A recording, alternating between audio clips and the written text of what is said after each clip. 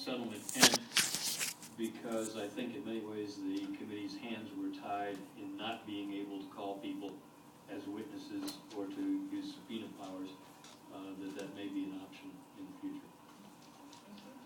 Well, sure, I find it a great irony to give an investigative report without any investigation. An investigative committee that met once, never reconvened prior to this session when the report was out on November 23rd. Why are we meeting now, and now we are pushed by a deadline? I think we have essentially jumped to a lot of conclusions because we've had no witnesses, no discussion of anything of substance other than coming before this group and saying a few things and then basically doing nothing until we come the next time. My problem is this. In the situation of the collapse, billions of dollars were lost by many, many places. This state lost probably a couple $100,000. Bishop Estate in the collapse lost $2 billion. ERS lost almost $2 billion. We have not had a discussion among the committee to see substantively what was taking place. And I've argued, as we argued in the executive session we don't talk about, that even if all these things that you're complaining that were in place, I would bet you there was nothing to predict the collapse of those funds. And if we were prescient, obviously Bishop Estate, the ERS wouldn't be losing all the money that they did lose. So to come here and they'll say, well, we're going to blame this on imprudent policies and other things, I think we need to have a more open hearing from the people who did it, the people who are the new Attorney General, and those who have a substantive rather than procedure. This committee is moving on procedural. I think we're moving on no substantive basis whatsoever other than procedure. We've got to get a resolution deadline done, which I don't think is substantive enough to vote yes for this committee. So thank you for hearing me. Thank you. Just again to note, the reso language was inserted by the House that precluded us from acting any sooner, that it is procedural. We do have procedures to follow, and unfortunately the reso runs out, and so we have no authority to continue unless we have a new replacement reso.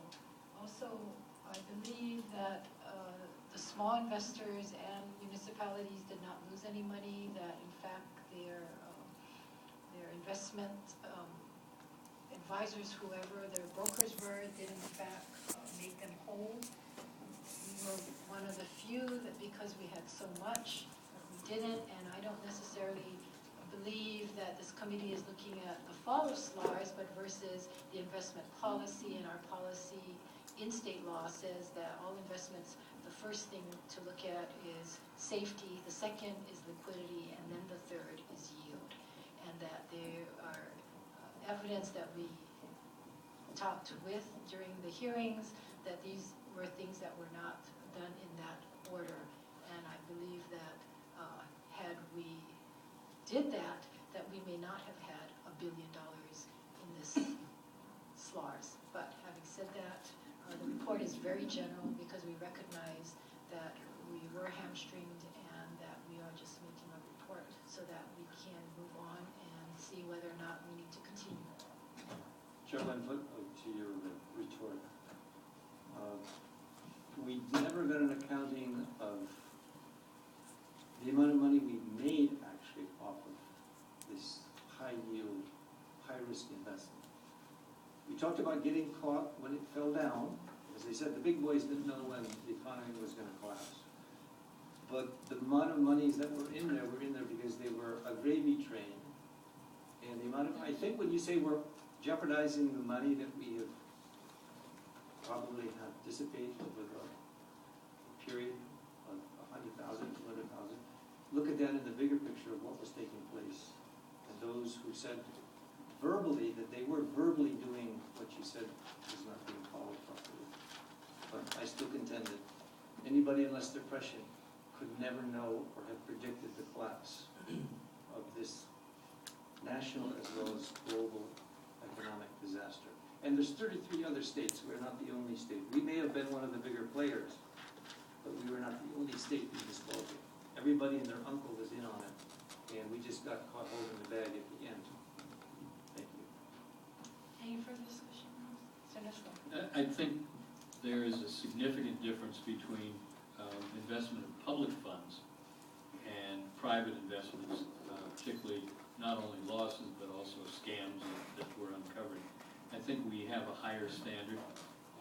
That's part of our responsibility. We heard from the new interim budget director this morning. He is on notice that we are going to be looking at these things much closer. When we're talking about budget shortfalls and where money has been lost, I think it is significant that we do a much better job. And the fact that other people have done the same thing, we're concerned about Hawaii. We're concerned about our departments and our legislative prerogatives. And the fact that when someone tells a committee that they have been following procedures verbally, but that they're going to do certain things, and there were certain recommendations made and actually promises made back in March of this past year, they were not fulfilled. So Representative Ward certainly is right in terms of, you can't estimate what would have happened, what could have happened if some of these things. But we know that the policies were not followed, and we know that that's our responsibility to make sure that they are followed. So I would say that, again, while other states may have, and other municipalities may have engaged in the same practice, and none of them were impacted to the degree that we were.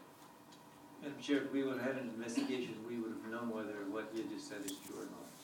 But we have no investigation whatsoever, so let us speculate it and carry on with what we're doing. And we can still have an investigation. Thank you. Any further discussion? If not, Representative Bashir, would you like to take the vote? My pleasure. Okay, Chair Kim. Okay, the committee is considering to submit to the legislature the findings and recommendations of the Joint Legislative Committee to oversee the investigation of Department of Budget and Finance's handling on the state's investment in student loan auction rate securities. So I think you should point out this is the draft as amended. Yes, as amended. Oh, it's a draft, okay. Adopting the draft, submit to the legislature. Okay. Oh, Chair Kim, Aye. Chair Sasui, Aye. Chair Sloan, Aye. Chair Oshiro votes aye. Chair Tokioka is excused. Representative Ward, Do I be excused? you can go aye. Want to vote? Want to vote today? No Kalua, no. Sorry. No. No, okay. Okay, the ayes have it. Report is approved. Thank you. Thank you very much. We are adjourned.